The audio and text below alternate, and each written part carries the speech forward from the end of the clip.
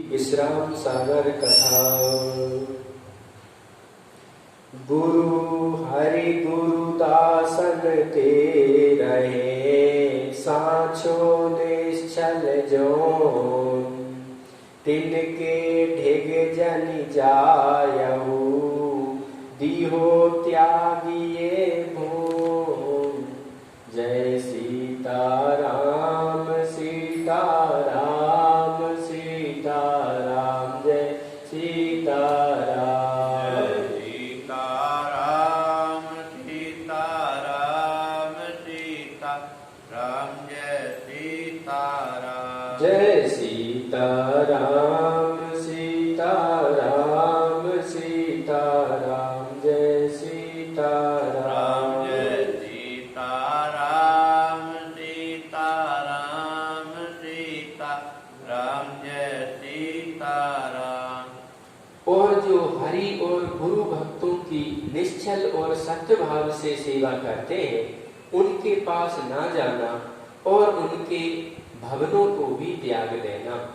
यमदूत यमराज अपने यमदूतों से कह रहे हैं कि हरि और गुरु भक्तों के भवन में भी, पास में नहीं, भवन में भी मत जाना, जो सत्य भाव से सेवा करते हैं। पिता अवज्ञा पुत्र न करही, द्वारे अतिथि विमुख नहीं फिरही।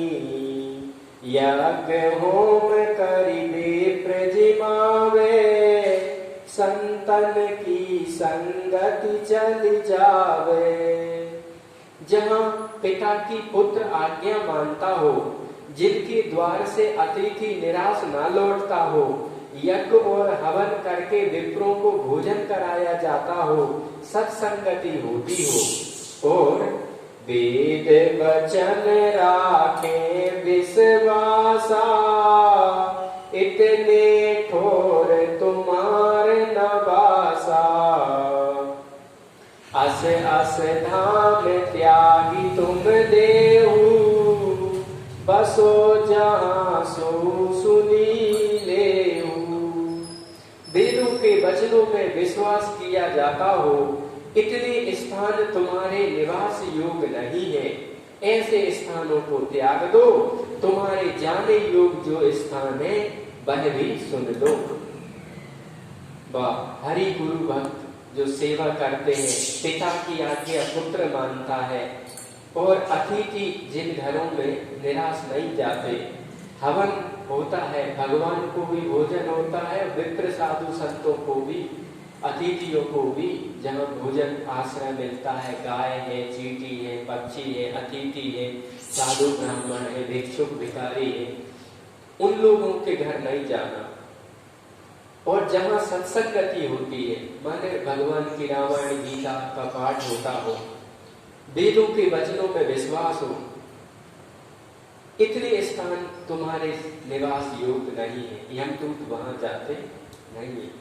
तो कहाँ जाना चाहिए?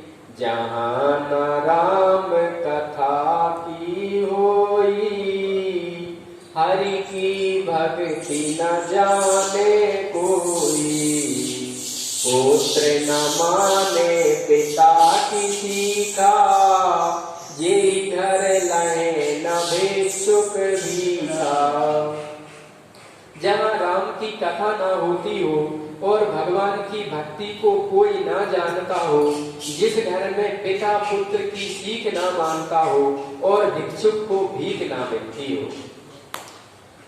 कंटक वृक्ष होए जेहि धामा, तहाँ जाई तुम करो मुकामा। जीव हिंसा जाके घर होई, मंदिरा मास मीन भक जोई। और जिस घर में कटीला वृक्ष हो, वहां पर तुम जाकर रहो। जीव वध जिसके घर में होता हो, मांस मंदिरा हो, मछली का सेवन होता हो। जहाँ पिता की आज्ञा बेटा नहीं माने, भगवान की भक्ति नहीं हो, घर में धूप दीप नहीं होता है, और जहाँ पे कोई व्यक्ति को निराश लौट जाना पड़ता है, भिक्षुक हो या और जहाँ कटीले वृक्ष हों। हमारे वास्तुशास्त्र नाम का एक ग्रंथ है, तो वास्तुशास्त्र में आता है कि घर के आसपास कटीले वृक्ष नहीं लगाना चाहिए। आप तो तुलसी के पौधे, खुशबू वाले पौधा लगाना चाहिए, तो घर में सुख शांति होती है। जिनके घर में लड़ाई झगड़ा ज्यादा है, बेटा भैया आपस में, बाप बेटा, उनको बीच आंगन में तुलसी का पौधा लगाना चाहिए। और जिनके घर में बरकत नहीं है, उन्हें एक लोटा तांबे का भरा रखना चाहिए भगवान के पास, खाली नहीं रखना चाहिए। जिनके घर में पैसा नहीं थोड़ता रहता, उन लोगों को एक लोटा में जो घर के सिक्के विक्टोरिया वगैरह होते हैं सोने चांदी के, वो एक लोटा में भर के और उसको रखना चाहिए तिजोरी में। खाली लोटा नहीं रखना, बंद घड़ियां नहीं रखना, खोटे सिक्के नहीं रखना, टूटे फूटे वस्त्र या घर में फालतू चीजें नहीं रखना, फटे आसन पे नहीं बैठना, फटे कपड़े नहीं पहनना। ऐसी बातें आती हैं कि लक्ष्मी घर में रहे। वास्तुशास्त्र बड़ा बृहद शास्त्र है, पर राजेंद्र कुमार धवन जी जो स्वामी रामसुखदास जी के पास रहे, उनने उसकी छोटा साइज करके सार बातें लिखी। तो गीता प्रकाशन गोरखपुर से प्रकाशित है, बहुत अच्छी किताब है। जी कोई पढ़े, घर में सुख शांति बरकत सामंजस्यता सौहार्द आता है। स्वास्थ्य पे भी घर का प्रभाव पड़ता है, क्योंकि जो मकान अपन रहते हैं जिस घर माहौल में, तो कोई भी घर हो या आश्रम हो, चिति जल पावक गगन समीरा पंच रचित अति अधम शरीरा, तो ये 5 तत्वों से जो शरीर और प्रकृति चल रही, देव उस आश्रम उस घर के चारों कोनों में होते हैं।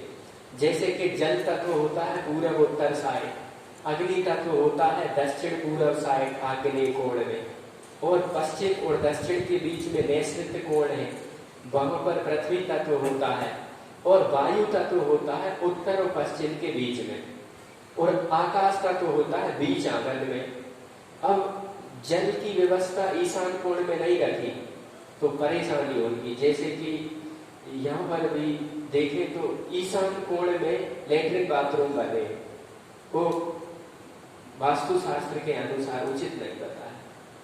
तो ऐसे जमीन आदि जिसकी पूर्व दिशा में ऊंची है, पूर्व या दक्षिण में जमीन ढलान पे हो, उत्तर पश्चिम में ऊंची हो, तो वहां धन का प्रवाह आपत्ति आता है।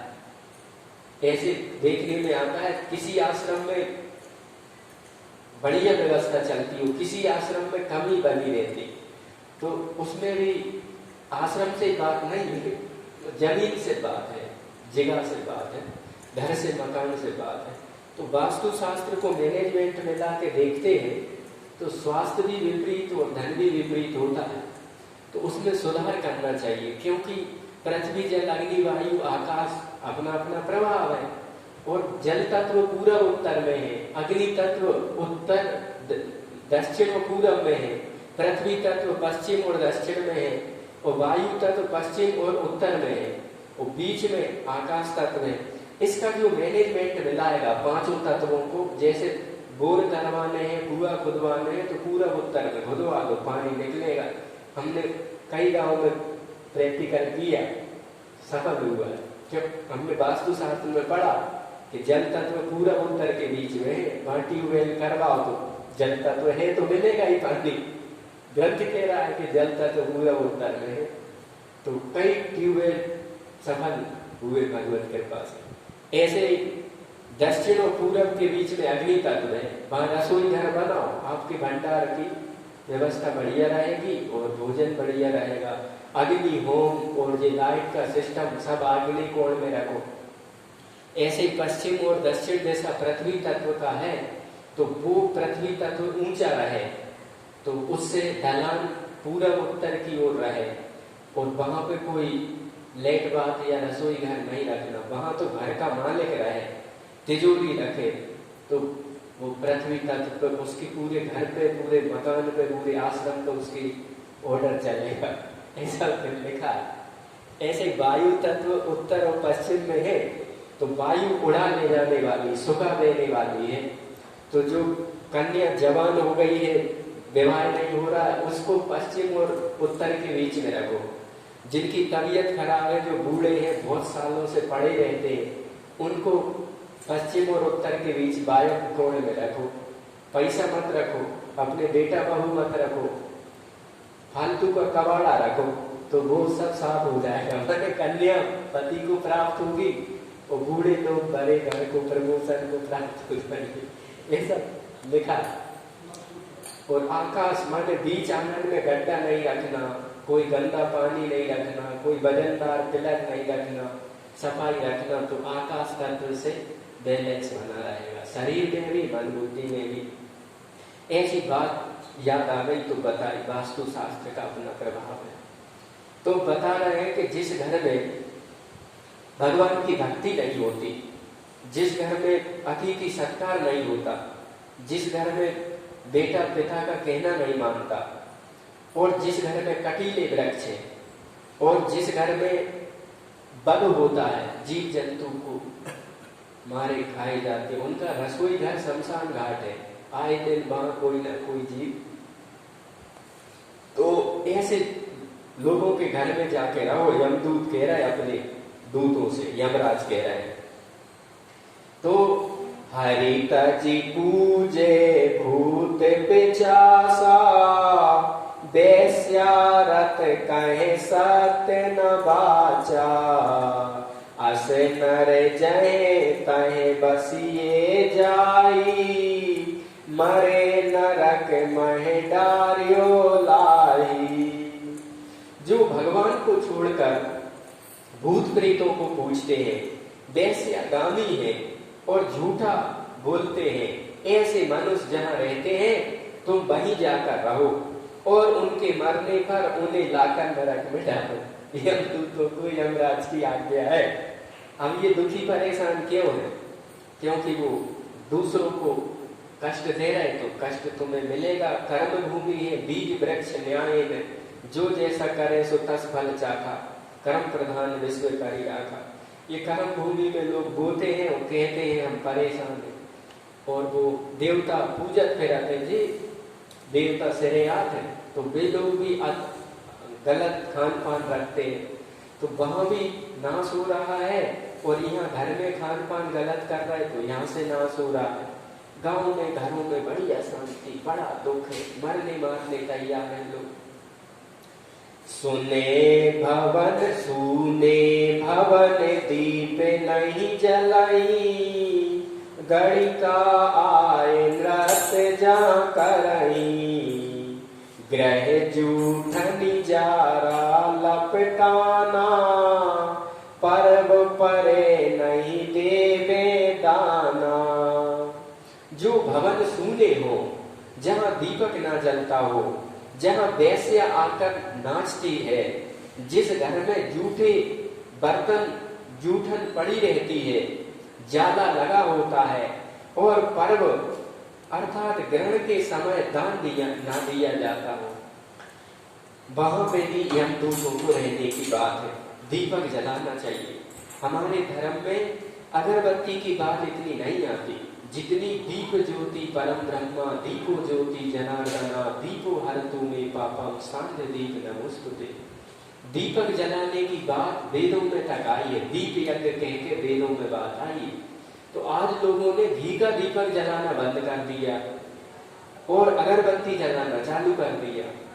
और अगरबत्ती में बांस होता है, वो बांस की खुशबू फेफड़ों में जाती है तो फेफड़ों को कमजोर कर देती है और वातावरण में नेगेटिविटी घोल देती है। और अगरबत्ती में होता क्या है, कोयला को पाउडर, उसमें राख मिली होती है। वो माता बहने अशुद्ध हाथ है, बच्चों को कुछ कर रही थी, वो भाई उनने अगरबत्ती बेच दी और बस उसको लातों में छत पे रोड पे सुखा के कंपनी में भेज दी, पैसे मिल गए। वो अशुद्ध अगरबत्ती अपन जला के सोचते हैं शुद्ध पूजा हो जाए।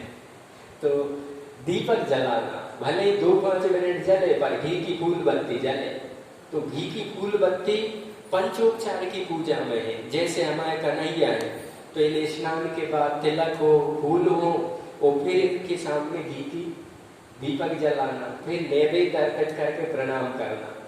ये गृहस्थ हो चाहे कोई हो, पंचोपचार की पूजा हर घर में बताई है। और उसमें अगरबत्ती घुमा दे, घी का दीपक जलाए ना, तो क्या डूगरा बता रहा है भगवान दीपक नहीं जला रहा है। तो दीपक ज्योति परम ब्रह्म, मन तू ज्योति स्वरूप अपना मूल पहचान। संतों ने कहा है जो महान हुए के ज्योति स्वरूप है। भगवान भी जब प्रकट होते हैं तो प्रकाश में ज्योति स्वरूप में से चार भुजा में प्रकट हो जाते हैं। तो दीपक जलाना चाहिए, अगरबत्ती नहीं लगाना। सूने भवन दीप नहीं जलाई, वैश्य आके नृत्य जहाँ करही, जूठन पड़ी है। हमारे धर्म ग्रंथों में आता है कि रात में चूल्हे चौका को साफ करना और जूठन पड़ी हो, बर्तन नहीं मांजना हो तो रसोई घर से बाहर निकाल के रख देना, पर घर के अंदर जूठा पड़ा नहीं लेना चाहिए। जिस घर में जूठे और उगारे बर्तन होते हैं, दूध उगारा है, भोजन उगारा है, उस घर में से बरक कर चली जाते हैं, बक्कुरपना आ जाते हैं। माने लोगों का एक लोटा चाय एक घर को व्यक्ति पी जाए, ऐसी दुर्बुद्धि बक्कुरपना क्यों आता है? भोजन खा रहे, मूड खुजा रहे, भोजन कर रहे, परोस रहे उसी हाथ से, और चूल्हे चौका पे बैठ के भोजन कर रहे, सफाई शुद्धता पवित्रता नहीं है, खाद जा रहा है, पानी भरत जा रहा है, बीत जा रहा है, तो उस घर में लक्ष्मी की बहन दरिद्रता है, वो वास करती है। ज्येष्ठ बहन है, श्री सूक्त में बताया है, ज्येष्ठाम अलक्ष्मी। तो ऐसी बात है, जूठन घर में रसोई में रात में न पड़ा रहे। कोई कोई झाड़ू झाड़ के किवाड़ के पीछे कर देते हैं, वो भी दरिद्रता को लाता है। महाभारत में लिखा है, झाड़ू की धूल, बकरी की धूल और ये मकड़ी का जाला और ये बकरिया की या बिल्ली की धूल या मिट्टी जिस घर में रहेगी उस घर में कर्जा रहेगा, उस घर में दरिद्रता रहेगी। बहुत से लोग बिल्ली पाले, गैया भगा दी, कुत्ता पाले, पता चलता है कि कुछ साल में तो अच्छी व्यापार चला, फिर इतना कर्जा आ गया कि लेने के देने पड़ रहे। कुत्ता पालते, बिल्ली पालते, गैया नहीं पालते। और ग्रंथों में लिखा है कि सुबह गौमूत्र और गाय का गोबर घोल के यदि मुख्य द्वार पे लीपे, तुलसी के आसपास उन्हें डालें, मुख्य देवी पे डालें तो लक्ष्मी बढ़ती है। क्योंकि गोमय वस्ते लक्ष्मी, गौमूत्रे धनवंतरी। गोबर में लक्ष्मी जी और मूत्र में धनवंतरी गंगा जी का वास है। तो ये करना चाहिए। गोबर टालसों पे भी मुख्य द्वारे पे गोबर की गौमूत्र को घोल के लीपना बहुत जरूरी बताया। उसमें ऐसी रेडियंस होती है जो नेगेटिविटी को घर में नहीं घुसने देती। भोपाल में गैस कांड हुआ तो एक कुशवाहा परिवार के यहाँ होम चल रहा था, कथा बच रही थी, तो वहां जो गोबर लिपा था और गाय की जो घी की आहुति पड़ रही थी, वहां पे किसी व्यक्ति को गैस कांड की कोई गैस ने मारा नहीं। और आसपास के लोग, कोई को कुछ हो गया, कोई को कुछ हो गया, मारे गए लोग। क्योंकि गाय के गोबर में वो एनर्जी दी है भगवान ने कि धनवंतरी बताया है, निवास। तो दीपक ना जले, सूने भवन हो और जाला बड़ा हो। मकड़ी का जाला बड़ा खतरनाक है, घर में ज्यादा मकड़ी का जाला नहीं रखना चाहिए, नहीं उसमें नेगेटिविटी बढ़ती है। जूठन पड़ी है, ग्रहण के समय जप नहीं करे, दान नहीं दे। अपने दान मान लो करने हैं तो अपन ग्रहण में संकल्प करें कि मैं इन 6 महीना या इस महीना या कल या आज या 1 साल तक मैं इतने दान का संकल्प करता हूँ, इतना मुझे अन्न धन देना है। और संकल्प करे ग्रहण काल में, और ग्रहण के बाद फिर कभी भी दे दे। तो ग्रहण काल में जो व्यक्ति जप करेगा, संकल्प करेगा, पाठ करेगा, उसका बड़ा भला होगा, हजारों गुना पुण्य प्रभाव बढ़ जाता है। ऐसा स्कंद पुराण में, ब्रह्मदेवर्त पुराण में आता है। सुता पराई घर मावे, रहे निरादर दुख जहाँ पावे। पर्व परे भोगे जो नारी, बसहु जाई अस भवन विचारी। पराई पुत्री अर्थात बहू जिस घर में आदर सम्मान नहीं पाती और दुख दिया जाता है, तथा ग्रहण के समय या पर्वों पे जो स्त्री प्रसंग करते हैं, ऐसे घरों में तुम जाकर रहो। बासी अन्न जो दिन प्रति खावे, जेहि ग्रह संत न आदर पावे। कलह होए जहाँ साँझ सकारे, साधु बेप्र के करे, जे करे दुखारे। बिना दीप निसि भोजन खाही, बसहु दूत तिनके घर माही। जो नित्य बासी भोजन करते हैं, जिनके घर में संतों का आदर नहीं होता है, सुबह शाम जहां कलह